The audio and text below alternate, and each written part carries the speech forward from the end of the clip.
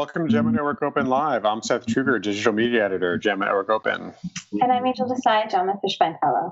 Of course, if you're following along live, send us your questions or comments on Twitter at JAMA Network Open or on Facebook Live and YouTube in the comment box under the video. So our first paper today is the association of the coronavirus disease 2019 outbreak with enrollment in cancer clinical trials. And we've got first author, Dr. Joseph Unger, with us. Welcome, Dr. Unger. Hi, thank you. So just tell us a little bit about yourself and why you did the study here. So my name is Joe Unger. I'm an associate professor and a health services researcher and biostatistician at the Fred Hutchinson Cancer Research Center in Seattle.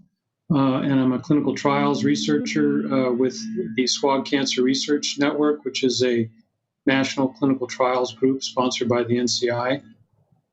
So, as most listeners know, the COVID-19 pandemic has been very disruptive for patient care across all kinds of different disease settings, but especially cancer, since cancer patients are more susceptible to infections from cancer and its treatment. So one concern for patients is whether this may have also interrupted their opportunity to participate in cancer clinical trials for their care. And it's also a concern for both researchers and patients, since clinical trials are the key or a key step for advancing treatments for patients. And the participation of patients is absolutely critical for their success. So that's why we were interested in examining whether or not the COVID-19 pandemic was associated with any changes in enrollment in trials. Yeah, I think that's a really interesting question. We've talked about that a little bit on the show here before, how, it's easy to talk about the top line numbers like mortality or number of cases, but there's so many kind of, that's just the tip of the giant iceberg of impact on patients, both now and in the future. And like you said, if it's impacting clinical trials, that's impacting, generations of cancer patients to come, unfortunately. So tell us what you did in the study and what you found. So we analyzed SWOG enrollments to clinical trials for our group over time in 1990. We grouped them by week because they tend to cluster within weeks. And we compared the trajectories over time with the amount of COVID-19 cases in the U.S. And we had a figure that was in the paper, which shows very clearly that in 2020, up until about mid-March, SWOG enrolled consistently about 125 to 150 patients to its trials every week. And then right about the time of mid-March, when the pandemic was really exploding in the U.S., the enrollments plummeted to about 60 to 70 per week, at the same time that the number of cases in the U.S. Grew about tenfold. So there was clear evidence that this association was there. Yeah, I think the figure here, I think says it all. It's as a bit of an aside. This is a beautiful figure. I love good data visualization, and this really puts everything you need in that one place. And you can see as the cases start shooting up, the enrollment in trials just drops precipitously and is now, like you said, about half the rate that it was previously. Right. And unfortunately, the reality for a lot of cancer treatment is not only is it impacting the cancer treatment, but for a lot of people, the clinical trial care is a main way to get to therapy too. That's right. I mean, clinical trials are a really crucial opportunity for patients who are seeking care. They have the newest available treatments. So it's really critical for patients to continue to have that choice, even in the presence of a pandemic, if it's possible. Mm-hmm. Now, I'm curious, do you have any information or any experience if this is, were the trial sites or the care sites being shut down and not letting patients in? Were patients reluctant to come or reluctant to sign up, a mix of everything?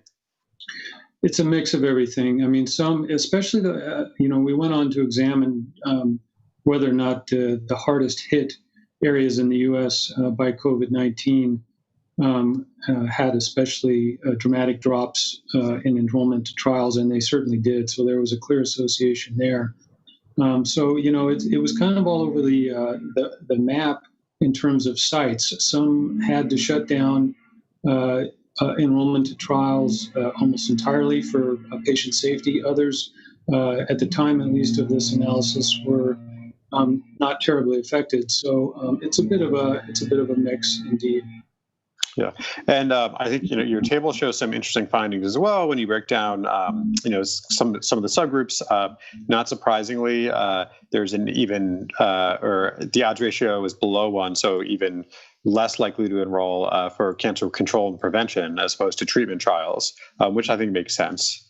Right, and I think that's right, and that's consistent with I think sort of prioritizing treatment trials, which are having a sort of they present an urgent opportunity for care for patients. So I think sites tried to prioritize them given the choice. Yep, which makes a lot of sense. Also, there's, sorry, there seem to be at least trends towards, is it fewer women, more white patients, and older patients too. So, not surprisingly, vulnerable populations are more vulnerable. Right. I mean, we were somewhat limited by low numbers, but certainly there was a finding with respect to fewer female patients. There was a trend, as you noted, with respect to minority patients, although it didn't reach significance. But, we're going to keep tracking these data because it really is, now that we've had additional time since these data were published, we've started to see some evidence of a rebounding in enrollment, which is really a positive sign. But we really want to keep track on whether there's disparities in these drops over time with respect to the COVID-19 pandemic, because I think that's sort of foremost in a lot of people's minds right now. Yep, absolutely. And I think, this is kind of going to, fold over onto, some of the other questions of kind of long-term representation in trials from women and minorities, unfortunately. That's right. Yeah. And if I could just mention, there is a silver lining in this, in addition to the fact that there seems to be some rebounding going on now, which was not part of the paper, but more recently. The federal agencies that oversee a lot of trials provided guidance to try to make trial participation more flexible, for instance, by allowing things like remote consent to agree to participate in a trial, or telehealth visits rather than having to travel to the site. And one hope, I think, is that these kinds of patient-friendly steps that have been accelerated by the pandemic may turn out to be kind of permanent aspects of trials and make them easier for patients going forward. I think that's one thing to keep track of as we move ahead. Yep, absolutely. I think that's something we've seen across the board with things like telemedicine and the double-edged sword of work from home for a lot of people. Or remote work. The joke I've been making, which is terrible, is it's the kind of the medical version of what meetings could have just been emails, and exactly, yeah. I just have a quick question. And you kind of alluded to a little bit in terms of sort of the rebound you're now seeing, but is there any concern that sort of the trials that focus on control and prevention, or the research that goes into that, is going to be set back at all by this time? Because I imagine that it's still going to take quite a while, for that sort of enrollment to pick up again.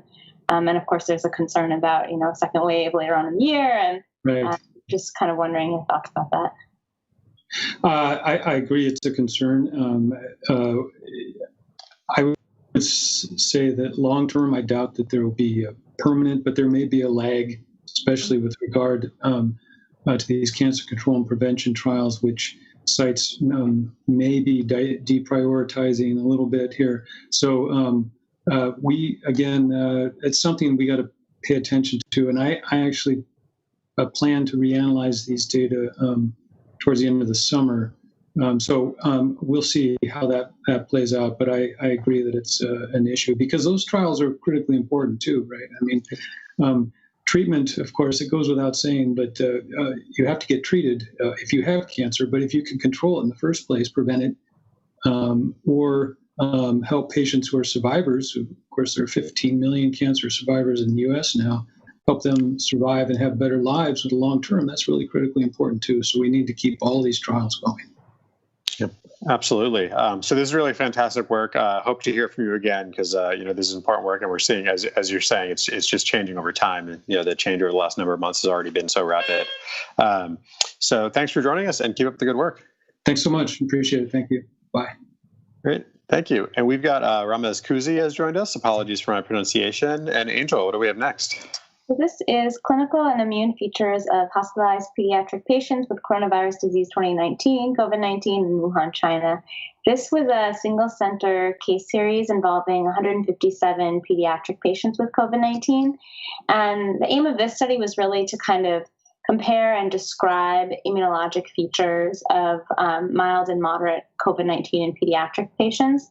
And I think this was really interesting for me to read because, the sort of the cases or the information that we have, but also sort of the epidemiology suggests that adults are harder hit by COVID-19. So it was sort of interesting to see kind of this characterization of the pediatric population. And specifically, I was really interested in the immunologic features. So, this study found that of their cohort of 157 patients, 38% had mild disease with pneumonia, 56% had moderate cases, 3% had severe cases, and about 2% were critically ill. I think this was about 3 patients, and 2 of the 3 had pre-existing, or I should say coexisting conditions. There are several findings related to biomarkers that are presented here, so I would encourage people to go to the paper for all of those. But in terms of some of the immunologic features, 10% had leukopenia on admission, 8% had neutrophilia, and interesting, levels of serum cytokines that were measured were rarely increased. And so the authors sort of suggest that this may demonstrate that systematic inflammation in pediatric patients is rare. And this is sort of in contrast to some of the data on some of the sicker adult patients that have presented. And of note, they also measured, I guess, T cell and B cells, levels of T cells and B cells. And they had, many of the pediatric patients actually had increased levels of T cells and B cells. So this may have something to do with sort of just differences in immune responses in kids versus adults, and also sort of immune systems in general. So sort of interesting, very interesting, I think, to see this information presented. Yeah, absolutely. And something, again, I've said this before, is we've been really lucky. One of the few silver linings of the pandemic is it doesn't really seem to hit kids very much, which especially is, I don't think, what anybody would have expected with a respiratory virus. I think that flies in the face of a lot of what we'd expect. But there are some, the study is limited by small numbers, fortunately, because they're only about just below 160 kids in Wuhan Children's Hospital through, I think it was mid-April. So the bulk of the epidemic there. But things that some of the things seemed very much in line with adults. Like the sicker kids had more CT findings in pneumonia, higher lab values like D-dimers, liver function tests, LDH and CRP, but no difference in things like procalcitonin and ferritin, which are things that I think we tended to see higher in adults. But I don't think any of these were, even in adults where we have unfortunately massive numbers, none of these are truly diagnostic. They just kind of all hang together. Yeah. So, definitely. Yeah. And Luis Fernando Macias has joined us. Welcome. We're talking about kids with COVID in Wuhan. But yeah, it's interesting. This is important stuff. It's also, the lymphopenia we've seen in adults has been interesting, and some of it probably has something to do with whether it's immune suppression from the virus itself or something like that. There's a lot in the discussion about the ACE2 receptors that we do a lot of jazz hands around. yeah, that's true. And I should note, this isn't really talking about the patients that are, now we're seeing these pediatric patients that are presenting with the sort of multi-system inflammatory syndrome. This is a little different, but still sort of kind of good to know. Yep, absolutely. All right, so let's move on to the last paper we have today is Thromboelastographic results in hypercoagulability syndrome in patients with COVID-19 who are critically ill. This is by Mortis and colleagues. So this is an interesting study. So it's at Baylor College of Medicine. They looked at Baylor St. Luke's Medical Center from mid-March to mid-April and had 21 patients in the ICU looking at their TEGs, their thromboelastograms. And TEGs are something I have some passing familiarity with, but we don't use it at my shop, but is getting more more use, I think, in ICUs, especially surgical ICUs, as well as acutely in trauma, to look for coagulation defects. And if we show the diagram that kind of just shows what the TEG looks like in general, this is like a point of care test you basically do in real time that shows this, makes this kind of teardrop, and different parts of the kind of resulting graph show different parts of the coagulation cascade and subsequent lysis. And basically you can actually use these in real time. There's this great, I'm going to say it's infographic. It's really essentially a meme of how to briefly interpret it. And they actually all kind of look like different types of cocktail glasses, which we can show here. And basically, the brandy tumbler shape is normal. The champagne flute patients are deficient in certain factors, need cryoprecipitate, et cetera. What they found here is that in these 21 ICU patients, they looked for hypercoagulability in two different ways. So either the angle, which is kind of the initial takeoff, or the maximum amplitude, which is how kind of high or wide the whole thing is. They found that 90%, so 19 of their patients, were hypercoagulable, mostly by the fibrinogen angle and maximum amplitude, and then 5 more just by the maximum amplitude. And nearly 2/3 of patients actually had thrombotic events, with a total of 46 events across 13 patients, which is quite a few. Yeah. There were, I think it was 4 of the patients were on ECMO, which the rates of coagulation events is pretty high there, but it was basically they had a range of arterial, central venous, and then hemodialysis or hemodialysis filter thromboses. So I think, we know that there's problems with clotting just from the D-dimers and other venous thromboembolism we've seen. But this is one more little piece of the puzzle we're starting to put together. Yeah, definitely. I was, that number that you quoted, I was really surprised at how high 46 events versus, 20 patients is quite a lot. And I think they broke it up saying 1 to 8 events per patient, which is crazy. And you mentioned that there were a few patients on ECMO, so that makes more sense, but still, it's pretty impressive. I guess the other question that I had, I was not familiar with TEG before this paper, I guess. But it was interesting to me that 90% of the patients demonstrated sort of some sort of like hypercoagulable TEG, I guess. So I'm interested in whether or not, you mentioned that it's being used more and more in surgical ICUs, and I'm interested to see if it gets applied elsewhere in the future. It's one of those. Interesting, yeah. Yeah, absolutely. It's one of those things that I feel like people have been talking about it for a number of years now, but it seems very institution dependent about whether or not it's been implemented for bedside use. And I don't know. I'm not going to pretend to be knowledgeable enough about it to comment more.